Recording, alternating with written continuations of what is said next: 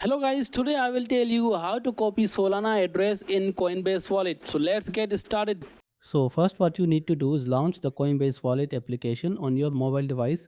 Locate and tap the three-line menu icon found in the top left corner of your screen. This menu button appears as a grid of 9 small dots.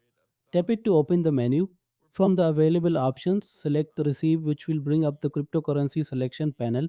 This panel displays all supported cryptocurrencies you can receive in your wallet. Use the search function to find Solana or scroll through the list until you locate SOL. Tap on Solana to select it as your desired cryptocurrency for receiving funds. Your unique Solana wallet address will now appear along with its corresponding QR code.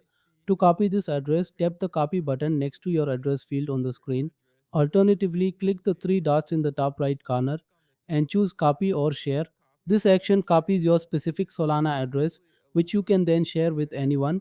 Remember that each cryptocurrency has its own unique address within Coinbase wallet.